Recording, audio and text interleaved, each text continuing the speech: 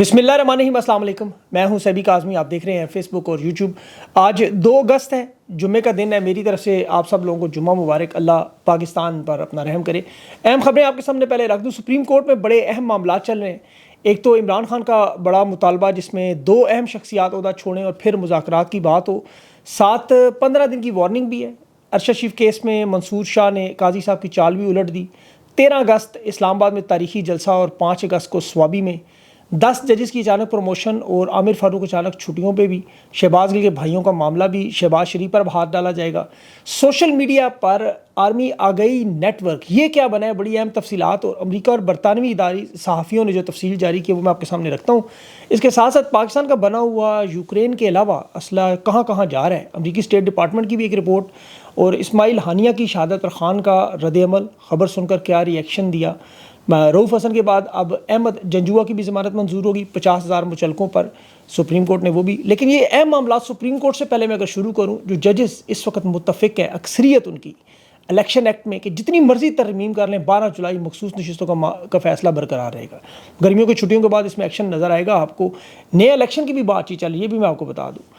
यहाँ लेकिन काजी साहब की फुर्तियाँ भी बड़ी हैं, बुझता हुआ चिराग फड़फड़ा रहा है। एक तो अरशद शरीफ कत्ल केस में उन्होंने एक बड़ी वारदात डाली। 3 रुकनी बेंच आपने सुना होगा जो मंसूर अली शाह को बनाया। फिर प्रैक्टिस प्रोसीजर कमेटी में भी इन्होंने 5 रुकनी लोग उसमें शामिल किए। जमाल मंदोखेल को सरबराह बनाया।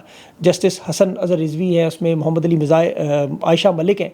ये बड़ा अहम मामला है। अब ये समझना बड़ा ज़रूरी है, काजी साहब के पास एक ताकत है कि वो किसी भी बेंच के पास केस भेज सकते थे। मिसाल के तौर पर 2 रुकनी बेंच, 1 रुकनी, 5 रुकनी, जितने मर्जी बेंच बनाए, जो भी केस आपको किसके पास भेजना। और सबसे बड़ा फसाद यही था। मिसाल के तौर पर जैसे इमरान खान कह रहे हैं कि इस्लामाबाद हाई कोर्ट का चीफ जस्टिस आमिर फारूक हमारे केसेस ना सुने, अब इन केसेस किसी और जज के पास भी भेजना चाहिए। जैसे सारे केसेस देखें खान के अपने पास, ज़बरदस्ती आमिर फारूक लगा के जानबूझकर डिले करता रहा। पहले भी गिरफ्तारी खान की इसी वजह से हुई। तो ये केसेस अगर मुख्तलिफ जजेस के पास जाएँ तो उसका फिर नतीजा मुख्तलिफ निकलता है, वो आपने देखा है। सुप्रीम कोर्ट में भी यही मामला, वहाँ मखसूस नशिस्तों के मामले में 8-5 की अक्सरियत से आप लोगों ने देखा कि मखसूस नशिस्तों का मामला, फिर उसके तफसीली रिमार्क्स अगर आप देखें तो जजेस के रिमार्क से उनकी नीयत और फैसला नज़र आता है। प्रैक्टिस प्रोसीजर एक्ट में इन्होंने तरमीम का असल मकसद भी यही था कि पार्लिमान को काजी साहब जाने से पहले सारी ताकत पार्लियामेंट के हवाले कर दें, ताकि ये इलेक्शन एक्ट में जितनी भी तब्दीलियाँ करना चाहें कर लें और जो भी वारदात करना चाहे कर लें, लेकिन उसे फिर सुप्रीम कोर्ट के ये जजेस मंसूर अली शाह रोक ना सकें। बड़े टेक्निकल तरीके से उन्होंने अरशद शरीफ का केस भी इसी तरह मंसूर अली शाह के कंधे पर बंदूक रखी कि 12 लोगों के नाम जो अरशद शरीफ की वालदा ने दिए वो सब जानते हैं कौन है। काजी साहब ने सोचा कि मंसूर अली शाह नए चीफ जस्टिस ये केस उठा सुनेंगे और उसके बाद इनके लिए मामलात मुश्किल होना शुरू हो जाएंगे। लेकिन मंसूर अली शाह ने बाजी पलट दी। उसने कहा 3 नहीं 5 रुकनी बेंच बनाए, और ये 5 रुकनी बेंच बनाया गया बिल्कुल जिस तरह प्रैक्टिस एंड प्रोसीजर कमेटी बनाएगी। और कोशिश इस वक्त देखें, सबको पता है कि जजेस वाज़े तौर पर तकसीम है। काजी साहब तो अपनी अक्सरियत खो बैठे हैं और वो अकलियत में है। अब उन्हें अंदाज़ा है कि खान के ख़िलाफ़ जो केसेस अदलिया में है, जिसमें 200 केसेस बने, 5 बड़े केसेस थे, तोशा खाना, साइफ़र, इद्दत निकाह, अलकादर और 9 मई। तोशा खाना साइफ़र ये ख़त्म हो चुके हैं। 9 मई में जुडिशल रिमांड वाला मामला आपने सुन लिया, वो केस भी बगैर सबूतों के ख़त्म हो चुका है। और 9 मई के हवाले से भी सारे केसेस आपको पता है क्या है। अलकादर नैब ट्रस्ट का मामला जो वो मियाँ गुल हसन की अदालत में, वो फैसला भी खान के हक़ में जाएगा। अब तहरीक इंसाफ इसीलिए खुलकर इलेक्शन कमिश्नर के चीफ और 4 मेंबरान के इस्तीफ़े पर रेफरेंस भी डाल चुकी है। आमिर फारूक साहब के ऊपर भी रेफरेंस डाल चुकी है। तो अदालती महाज पे तहरीक इंसाफ को इस वक्त बड़ी मजबूत पोजीशन हासिल हो चुकी है। अदालतें सख्त फैसले दे रही हैं, फैसले जो है वो कानून की रूह के मुताबिक हो रहे हैं। इसीलिए अभी इन्होंने जो नई कहानी बनाई थी रऊफ़ हसन के बारे में कि हिंदुस्तान से टिकट आया, फिर कहते नहीं जी कालाधन तंजीमों के साथ रवाबत है, सबूत एक भी नहीं, झूठे केस थे। अदालत ने रऊफ़ हसन समेत तहरीक इंसाफ के जितने भी गिरफ्तार अफसरान थे इनके दफ्तर से, उन्हें भी छोड़ दिया और केस उठा के बाहर फेंके। अहमद जंजुआ की भी ज़मानत। शहबाज गिल के भाइयों के केस में भी रिमार्क सुन लें। मियाँ गुल हसन जो कह रहे हैं, पहले तो कह रहे हैं मेरी डिग्री और मेरे साथ से भी चेक कर लो, क्योंकि आपने वारदात प्रोपेगेंडा तो करना है मेरे खिलाफ, तो पहले चेक कर लो। और फिर कहा कि शहबाज शरीफ को लाया जाए इन मामलात को हल करने के लिए, उसके अलावा चारा नहीं। अब खान के साथ जो मामलात है मुज़ाकरात, उसे बड़ी संजीदगी से लिया जा रहा है। इमरान खान का मुतालबा था कि 2 लोग मुज़ाकरात में ना हो हुकूमत की तरफ से, और इस्टेब्लिशमेंट हुकूमत ये चाहती थी कि चले नून लीग पीपल्स पार्टी में से भी अगर ना लाए, इस्टेब्लिशमेंट में से भी ना लाए, तो फिर किन लोगों से मुज़ाकराती टीम शामिल की जाए। वारदात इन्होंने बड़ी अजीबो गरीब की, और इसमें इन्होंने जो नाम दिए वो मोहसिन नकवी, फैसल वाला और अनवारुल हक काकड़। ये पाकिस्तान के बहुत बड़े ज़बरदस्त साफ़ी है, मशहूर मरूफ। मेरी उनसे ऑफ द रिकॉर्ड गुफ्तगू हुई, उसके बाद फिर मैं ये आपको खबर दे रहा हूँ कि मुज़ाकरात के लिए इमरान खान का तो वाज़े तौर पर इनकार है कि नून लीग पीपल्स पार्टी के साथ नहीं करेंगे। اسٹیبلشمنٹ خود بھی مذاکرات میں سامنے نہیں آنا چاہتی. تو انہوں نے تجویز یہ پیش کی کہ پھر ایسے لوگوں کو مذاکرات کروائے جائیں جو اسٹیبلشمنٹ کے لاؤڈ اسپیکر ہوں, یہ عمران خان سے آ کے بات کریں, ان کا موقف سنیں اور بات چیت کریں. اور اس میں محسن نقوی, فیصل واڑہ اور انوار الحق, یہ سب جانتے ہیں کہ کس کے. میں نے خبر کنفرم کرنے کی بڑی کوشش کی لیکن یہ ہو نہیں سکی. اور خان کی طرف سے 2 شخصیات پر جو اعتراض کا معاملہ چل رہا ہے کہ ان میں سے وہ انہی میں سے 2 لوگ ہوں گے. اب آپ کو پتہ ہے کہ جب خان نے FIR جو درج کروائی تھی, محسن نقوی, فیصل واڑہ, انوار الحق, اب یہ انہی FIR والی شخصیت کے بھی بڑے قریبی ہیں. اور خان نے تو ڈیموکریٹ ہونے کے ناطے مذاکرات کی بار بار بات کی, کیونکہ حل صرف 3 ہی ہیں اس منجھار, اس بحران سے نکلنے کے. ایک تو PTI کے بات مان لیں, خان کی رہائی ہو, مینڈیٹ کی واپسی ہو, جوڈیشل کمیشن بنے اور 2 سال میں ہوا اس کی آئین اور قانون کے مطابق فیصلہ ہو, لیکن اور یہ سب کچھ منظر عام پہ لایا جائے. لیکن آئیڈیل سچویشن تو یہی ہے, مغربی ممالک میں ایسے ہی ہوتا ہے, لیکن پاکستان میں یہ ناممکن نظر آ. دوسرا, جو کروڑوں لوگ سڑکوں پر آ جائیں, پرامن انداز میں اپنا حق مانگے اور انہیں حق مل جائے, یہ بھی بڑی آئیڈیل سچویشن ہے. دنیا کے باقی ممالک میں ہوتی ہے لیکن فی الحال یہ بھی مشکل نظر آ رہی ہے جب تک اگلے بل نہیں آتے. اب تیسرا حل یہ کہ ٹیبل پر بیٹھ کے بات چیت کریں اور اس عمل میں دونوں فریق 2 قدم پیچھے ہٹیں. مثلا خان جوڈیشل کمیشن کے مطالبے سے پیچھے ہٹ جائیں, موجودہ حکومت کے 6 سے 8 مہینے کا وقت دیں, جنوری 2025 میں نئے الیکشن کے لیے تیار ہو جائیں, نگران حکومت جس میں غیر جانبدار لوگوں, پھر اگلی مدت ملازمت تک الیکشن کا ماحول بنے, اور جو ہی مدت ملازمت ختم ہو اس کے بعد فوراً الیکشن کروا دیے جائیں. اب یہاں پر ایک اور تجویز بھی پیش ہوئی کہ ایک قومی حکومت, عبوری حکومت بنا کر ایک عبوری سیٹ اپ لگائیں, ٹیکنوکریٹس کو لائیں, شہباز شریف کو استعفیٰ دلوا دیں, ان ہاؤس تبدیلی کروائیں, تحریک انصاف کو اقتدار میں شامل کریں, تو پھر یہ ساری آپشنز پر غور و فکر ہو. لیکن ابھی بہت سارے معاملات پائپ لائن ہے. دیکھیں, نون لیگ اور پیپلز پارٹی اتنی جلدی چھوڑے گی نہیں, یہ ان کا سارا بینیفیشری یہ ہے, سارے کا سارا اقتدار ان کے پاس ہے, سارے فائدے ان کے پاس ہیں. ان کو اس کے بعد تو پھر ان کی لندن روانگیاں ہیں. اب اسی لیے انہوں نے خواجہ آصف نے فل فورس پہ بیان بھی دے دیا کہ جب تک 9 مئی کی بغاوت کا صدباب نہیں ہوتا اس وقت تک مذاکرات شروع نہیں ہوں گے, اور شرائط اگر خان نے طے کرنی ہے تو پھر ہم انہیں تسلیم نہیں کریں گے. یہ حکومت پر دباؤ ڈالنے کے لیے خواجہ آصف نے فل فور اسٹیبلشمنٹ کو بھی پیغام بھیج دیا. اب خواجہ آصف کا اس سلسلے میں پری پلان انٹرویو شاہ زیب خانزادہ کے پروگرام میں چلایا, جو 2019 میں کون کون لوگ خان کی حکومت گرانے میں ملوث تھے. اب سب جانتے تھے کہ وہ جنرل فیض, جنرل باجوہ نہیں ہے, لیکن ان پہ ڈالا گیا کیونکہ موجودہ لوگوں کو بچانا ہے. اب خان کے پاس دیکھیں حل یہ ہے کہ 5 اگست کو ابھی خان کی قید کا 1 سال پورا ہو رہا ہے.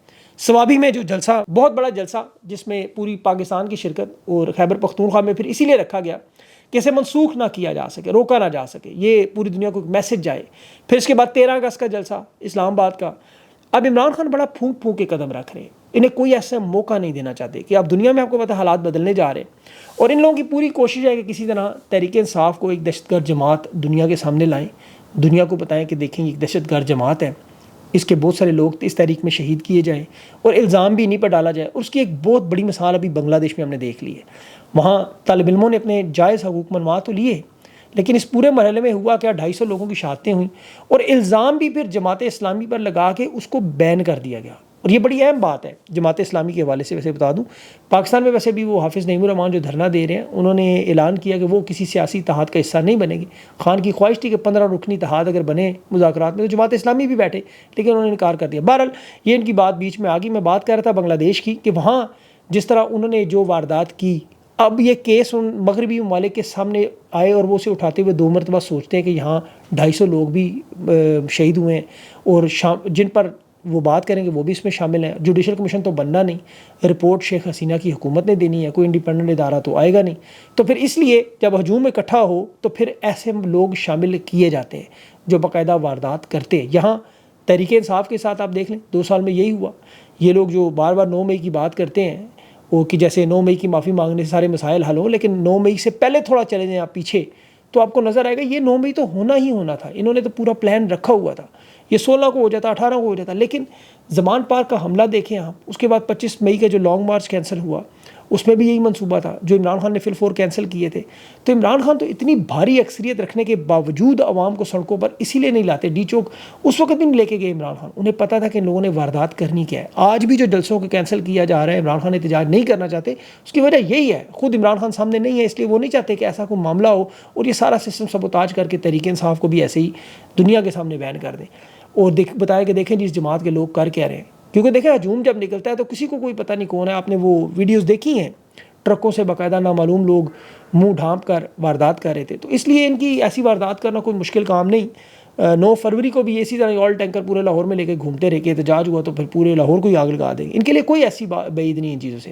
تو تحریک انصاف بڑا پھونک پھونک کے قدم رکھ رہی ہے, قانونی جنگ لڑ رہی ہے, ظلم اور انصاف کی زیادتیوں سے لڑ رہی ہے. عالیہ حمزہ کی رہائی ہوئی اور اس کے باوجود گھر والے لینے پہنچ گئے, وہاں اسلام آباد اور بلوچستان کی پولیس بھی کھڑی تھی کسی اور کیس میں گرفتار کر لیں. لیکن اس کے باوجود تحریک انصاف کے لوگ ان مشکل حالات میں مقابلہ کر رہے ہیں. 2 سال ہو گئے ہیں, تھوڑا بہت وقت تو رہ گیا ہے, یہ بھی انشاءاللہ گزر جائے گا. اب ان کی لوگ اصلیت جانتے ہیں اور انہیں مشورہ بھی خود دے رہے ہیں کہ اپنے لوگ.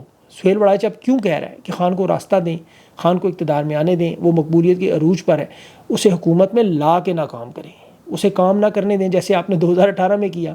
7 مہینے کے اندر جیسے اسد عمر کو وزارت خزانہ میں ہٹایا, معیشت میں خان کے پاؤں آپ نے کھینچے اور اس کے بعد خارجہ ٹانگیں کھینچیں اور خارجہ پالیسی میں چین سعودی عرب کے ساتھ بغیر عمران خان کے ڈپلومیسی کی. نجم سیٹھی کہہ رہا ہے خان کے علاوہ کوئی لیڈر نہیں جو اسرائیل اور نریندر مودی کے خلاف ڈٹ کر کھڑے ہو کے بات کرے, کیونکہ انہیں اس بات کی سمجھ ہے کہ حالات 1971 والے ہیں. فرق صرف یہ ہے کہ شیخ مجیب نے توڑنے کا نعرہ لگا دیا, خان نے جوڑنے کا نعرہ لگا دیا. اور خان کو ہٹانے کے بعد نہ معیشت قابو ہوئی, نہ خان پہ قابو کر سکے, نہ سوشل میڈیا پہ. ہر کوشش کی انہوں نے, دیکھیں انہوں نے ایکس بند کیا, انٹرنیٹ سلو کیا, 40 ارب کی فائر وال لگائی, 25 ارب کے شہباز شریف کے اشتہارات لگائے, 10 ارب میڈیا میں 17 ارب بانٹا, اور پھر صحافیوں کے اب پوسٹوں کو وی لاگ سے ہر طرح لوگوں کو ڈراتے رہے, دھمکاتے رہے, پھاڑ دیں گے, چیر دیں گے. لوگوں کو اٹھایا بھی, بہت سارے لوگ اغوا کیے, 25 لوگ ابھی بھی تحریک انصاف کے مسنگ ہیں. حتیٰ کہ یہ لوگ عرب امارات تک پہنچ گئے, وہاں ان سے بیان دلوا دیں گے, کسی نے کوئی پوسٹ لائک بھی کی تو اسے ملک سے نکال دیں گے, اس کی نوکری چھین لیں گے. لوگ پھر بھی باز نہیں آ رہے, پھر بھی قابو نہیں پا سکے. اب انہوں نے تنگ آ کے حاضر ڈیوٹی سروس پر لوگوں کو سوشل میڈیا پہ اجازت دی کہ کھل کر اپنی آئی ڈیز بنائیں اور آگہی مہم کے طور پر نیٹ ورک بنائیں. ہزاروں لاکھوں حاضر ڈیوٹی لوگ سوشل میڈیا پر پروپیگنڈا پوسٹ کریں. نون لیگ کے لوگ انہیں بنا کر سارا مواد دیں گے, پوسٹیں انہیں بھیجیں گے, یہ لوگ انہیں اپنی آئی ڈیز کے ساتھ شیئر کریں گے اور اپنی زبان میں لکھیں گے. تحریک انصاف کے لوگوں پر, سپریم کورٹ پر, عمران خان پر, بشرا بی بی پر, ان کے ایکٹیوسٹ پر, ان کے سارا ایک پروپیگنڈا استعمال کریں. اور وہ آئی ڈیز وہ جو ہم دیکھتے تھے حریم, ڈاکٹر عرفان, حرین وغیرہ, اس طرح کی زبان اپنی مرضی کی استعمال کریں. یہ مرتضیٰ حسین امریکی اخبار انٹرسیپٹ میں جو آپ کو پتہ ہے رائن گریم کے ساتھ کام کرتے ہیں, انہوں نے ڈراپ سائڈ نیوز پر پوری رپورٹ پبلش کی, آپ وہاں پڑھ سکتے ہیں سوشل میڈیا کے بیانیے کو کاؤنٹر کرنے کے لیے. اور افسوسناک بات یہ ہے کہ دیکھیں کسی ادارے میں جب نوکری ہے تو وہاں حلف اٹھایا جاتا ہے, اس میں سب سے اہم جملہ یہ ہوتا ہے کہ میں سیاست سے دور رہوں گا. تو آپ ان میں سے جو شخص سیاست میں پوسٹیں کریں گے حلف, وہ اپنے حلف کی خلاف ورزی کر کے حرام کھائیں گے, پاکستان کے قانون کو توڑیں گے, آئین کو توڑیں گے. اب انہیں عقل استعمال کرنی چاہیے کہ الیکشن چوری ہوا, لوگوں کو مارا, ظلم و ستم کی کہانیاں رقم کی, شہادتیں کی, ملا کیا سوائے نفرت کے؟ تو اس عمل سے بھی مزید نفرتیں ہی بڑھیں گی, فائدہ تو اس سے کچھ نہیں ہوگا. ان کی تو لغت میں شاید وہ نئی گالیاں تو ابھی ایجاد نہیں کر سکتے, وہ ساری گالیاں عوام کو پہلے سے پتہ ہے. البتہ ان کا مخصوص انداز ہے گالیاں دینے کا, ان کے لکھنے کا انداز ہے, تحریر کا ایک مخصوص سٹائل ہوتا ہے. وہ آپ پڑھے آپ کو اندازہ ہو جاتا ہے کہ یہ 12 جماعت پاس کون ہے. اور ان کے پھر واٹس ایپ صحافی جس طرح وہ پیغامات شیئر کرتے ہیں, آپ دیکھ لیں ایک نقطے کی تبدیلی کے بغیر لوگوں کو پتہ چل جاتا ہے کہ یہ پیغام کس کا ہے. تو تحریک انصاف کو چاہیے ایسے تمام اکاؤنٹس اکٹھے کر کے پبلک کے سامنے رکھے, جس طرح نون لیگ نے جب ججز خلاف مہم شروع کی تھی تو وہ تمام اکاؤنٹس دکھائے. بدقسمتی دیکھیں کہ ان تمام اکاؤنٹس کو مریم نواز فالو کرتی ہیں, اندازہ کریں. اب آپ کو اگلی خبر اوپن سورس انٹیلیجنس کے حوالے سے دوں. مختلف آئی ڈیز کے نام سے آئی جاتی ہے, آپ کو پتہ ہے $131 ملین کا کانٹریکٹ, 155 mm شیل, یہ گولے بارود کے شیل کی بات کر رہا ہوں, یہ امریکہ کو دیے گئے. یہ تو یوکرین کی لڑائی میں آپ کو پتہ ہے ہتھیار فراہم تھے, وہ تو یورپی میڈیا سارے تسلیم کر چکے ہیں.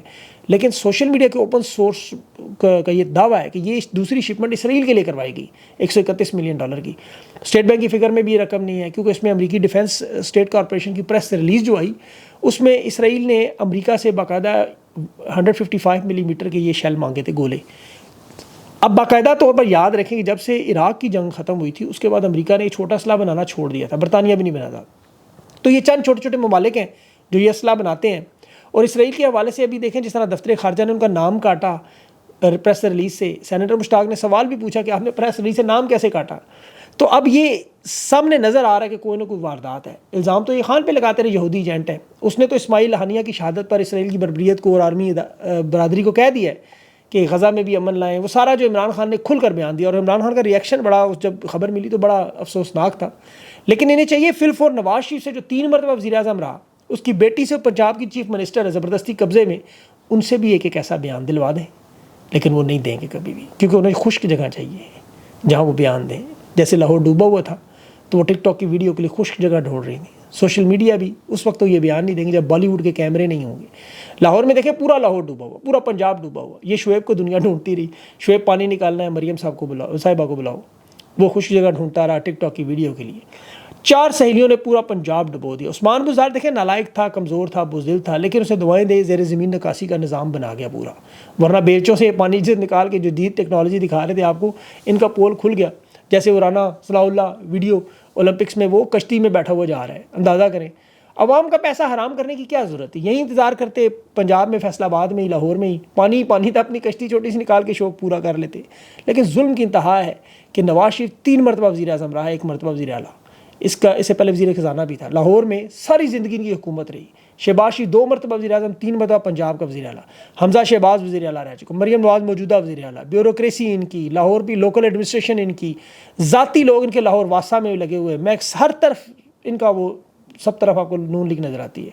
لیکن پوری جماعت ہونے کے باوجود پورا لاہور انہوں اٹلی کے وینس بنایا دیا تھا. تو عثمان بزدار کا نظام نہ آتا تو یہ سارے ڈوب جانا تھا.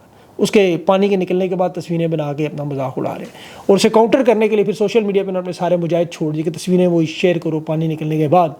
اور جس صوبے کا یہ دعویٰ کر رہے ہیں وہاں پہ چھوٹی سی دیکھیں, ایک آپ یہ بات اپنے ذہن میں رکھیں کہ یہ دعویٰ کرتے ہیں نا کہ ووٹ سارا نواز شریف کا ہے, اور وہ پتن کی رپورٹ نے وہ سارا ان کا وہ مینڈیٹ 80,000 کی لیڈ سے یاسمین راشد سے نواز شریف ہارا ہے. یہ ان کے ٹاپ کھلاڑی کی جس کا مینڈیٹ کہتے ہیں جی سارا اس کا ہے, اس کی حالت ہے باقی سوچ لیں. IMF کے ساتھ معاملات بھی ہیں, بہت ساری اور چیزیں. ویڈیو لمبی ہو رہی ہے, وہ انشاءاللہ اگلے ویلاگ تک کے لیے مجھے اجازت دیں, اس میں مینشن کروں گا. اپنا خیال رکھیں, اللہ حافظ.